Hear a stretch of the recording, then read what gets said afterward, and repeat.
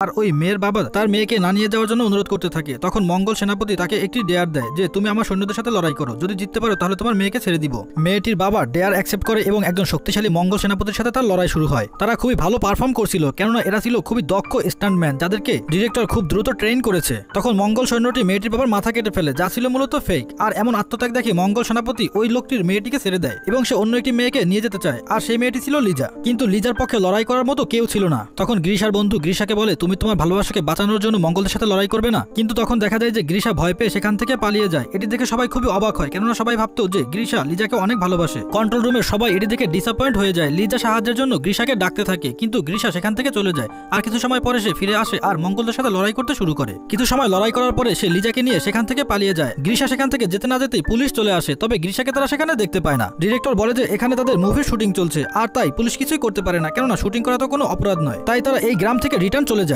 অন্যদিকে গ্রীষা এবং লিজা ঘোড়ায় চড়তে চড়তে গ্রামের এরিয়া ছেড়ে অনেক দূরে চলে যায়। কিছু সময় পরে গ্রীষা একটি মডার্ন পেট্রোল পাম্প দেখতে পায়। যেহেতু সব সত্যিটা সামনে চলে এসেছে, তাই লিজা ওকে সব সত্যিটা খুলে বলার চেষ্টা করে, কিন্তু তখনই স্নাইপার ট্যাঙ্কিউলাইজার গান দিয়ে তাকে অজ্ঞান করে ফেলে। পরের দিন হাসপাতালে গ্রীষার জ্ঞান ফেরে। তখন ওর বাবা বলে যে তুমি কার অ্যাক্সিডেন্ট করে 3 মাস কোমায় ছিলে, 3 মাস পরে আজ তোমার জ্ঞান ফিরে এসেছে। তখন গ্রীষা ওর লাক্সারিয়াস গাড়িটি চালাতে থাকে, কিন্তু এবার সে গাড়ি চালিয়ে সেই মজা পায় না যা 3 মাস পূর্বে সে পেত।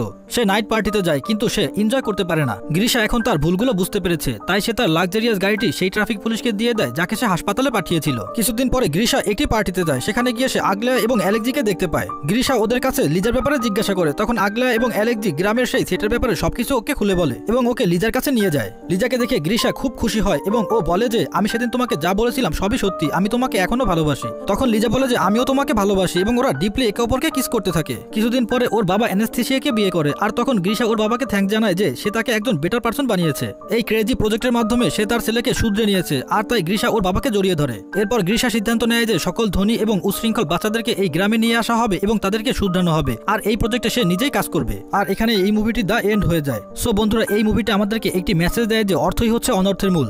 যখন গ্রীষার অনেক ধন সম্পদ ছিল তখন সে খুবই উশৃঙ্খল ছিল। তারপর যখন তাকে একটি দারিদ্র্যের এবং দাসত্বের জীবনে নিয়ে আসা হয়েছে তখন সে এই জীবনের আসল মূল্য বুঝতে পেরেছে।